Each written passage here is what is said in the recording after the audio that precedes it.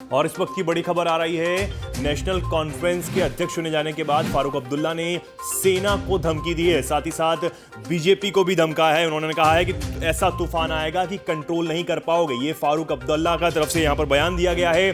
दरअसल आपको बता दें कि नेशनल कॉन्फ्रेंस के एक बार फिर वो अध्यक्ष चुने गए हैं, उस वक्त इन्होंने ये बयान दिया है। आपको बता दें, उन्होंने कहा है कि ऐसा कुछ जो आंदोलन है वो यहां पर किया जाएगा अगर चुनावों के बीच में सेना हस्तक्षेप करेगी। यानी कि उन्होंने ये भी आरोप लगाया कि सेना जो है वो ईवीएम को बंद रखती है और लोगों को चुनाव में वोट नहीं डालने देती। कहा यह जाता है कि लोगों के जो है हाथ पैर तोड़ दिए जाएंगे सेना की तरफ से, ऐसा उन्होंने सेना पर आरोप लगाया है और धमकाया है। ये फारूक अब्दुल्ला की तरफ से बयान यहां पर दिए गए हैं।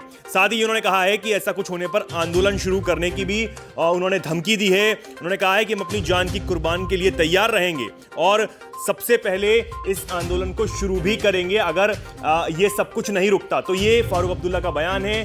साथ ही उन्होंने अपने बेटे उमर अब्दुल्ला को आगे करते हुए ये कहा कि अब उन्हें भी चुनाव लड़ना होगा और अगर वो चुनाव नहीं लड़ेंगे तो हम ऐसी ताकतों यानी कि बीजेपी को उन्होंने टारगेट करते हुए कहा कि उनको मुकाबला नहीं कर पाएंगे। तो सबको मिलकर लड़ना होगा, ये फारूक अब्दुल्ला की तरफ से अब बयान दिया गया है।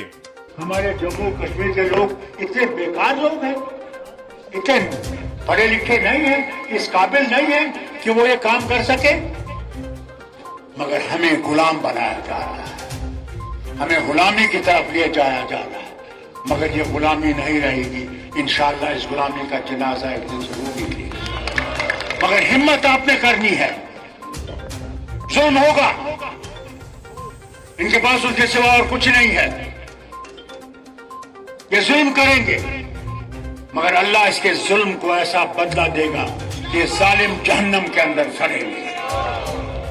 इसे ख्याल रखिएगा, एक अपने भाईचारे को कायम रखना है, हिंदू मुस्लिम सिख ईसाई बौद्ध इतिहाद को जिंदा रखना है। याद रखिएगा, ये हमारी सबसे बड़ी मजबूती है, ताकत है। वीके न्यूज, राष्ट्र के नाम।